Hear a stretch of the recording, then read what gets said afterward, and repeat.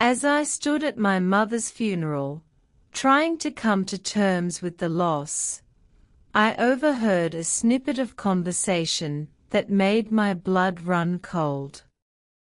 "She isn't who she says she is." That is when I realized the truth.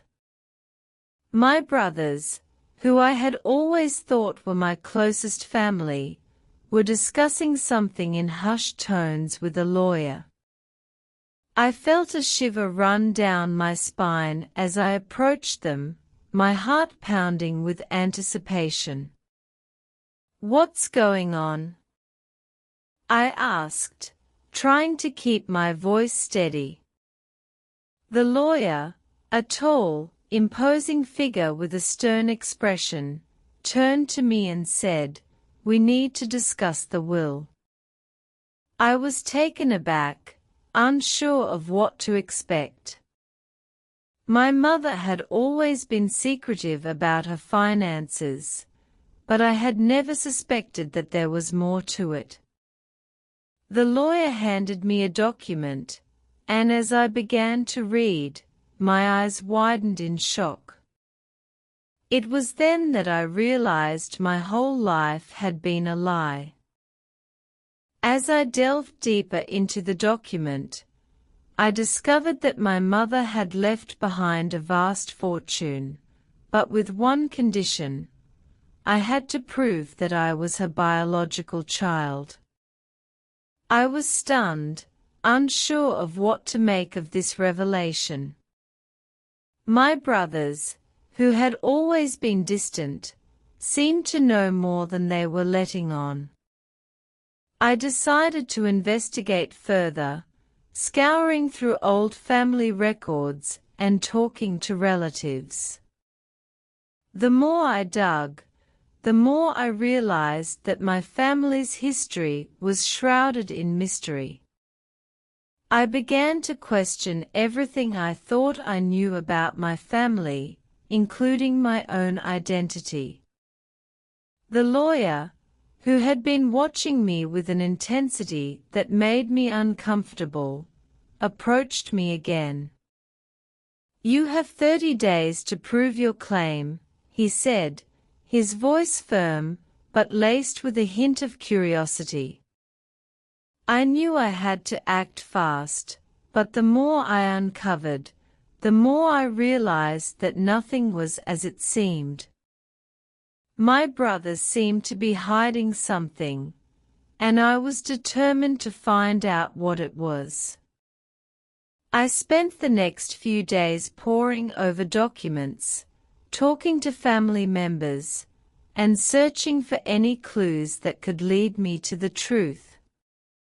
But with each new discovery, I felt like I was getting closer to a web of deceit that threatened to destroy everything I held dear. As I continued my investigation, I stumbled upon a trail of clues that led me to a small, quaint town on the outskirts of the city. The town was filled with old, charming houses, and a sense of nostalgia that seemed to transport me to a different era. I met with an old family friend, who seemed hesitant to talk at first, but eventually opened up to me. She told me about my mother's past, about the secrets she had kept hidden, and about the reasons behind the condition in the will. I listened intently, trying to piece together the puzzle that was my family's history. The more I learned, the more I realized that my brothers were not the only ones hiding something. My mother, it seemed, had been keeping secrets of her own. I felt a mix of emotions: anger, sadness, and a deep sense of betrayal. But I was determined to get to the bottom of it all, no matter what it took. I spent the next few days in the town, talking to people, gathering information, and trying to make sense of it all. And then, Just as I thought I was getting close to the truth, I received a threatening message. "Stop digging," it said. "You don't want to know the truth." I was shaken, but I refused to back down. I knew I had to keep going, no matter the cost. I decided to confront my brothers, to demand answers, and to get to the bottom of it all. I arrived at their office, my heart pounding with anticipation. The lawyer was there, along with a group of intimidating-looking men. I stood my ground, refusing to back down.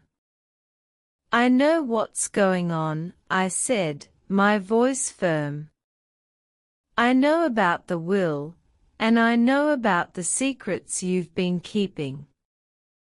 My brothers looked at each other, a mixture of fear and guilt in their eyes.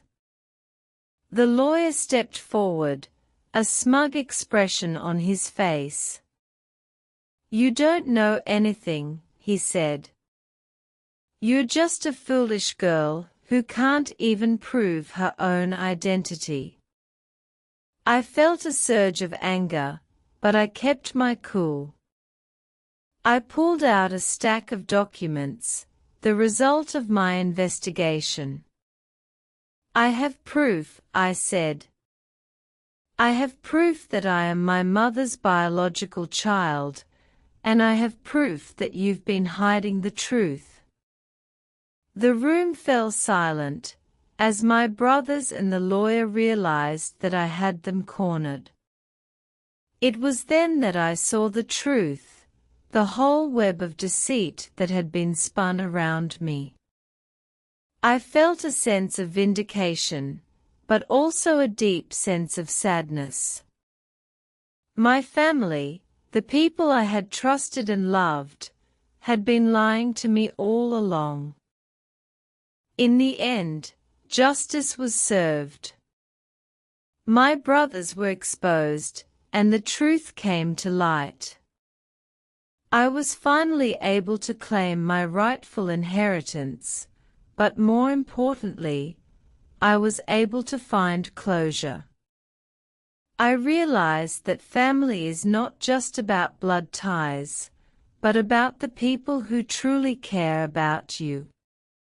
I learned a valuable lesson about the importance of being true to oneself and not letting the actions of others define you. As I looked back on the journey, I knew that I had grown as a person, and that I was stronger because of it. I was no longer the naive, trusting person I once was.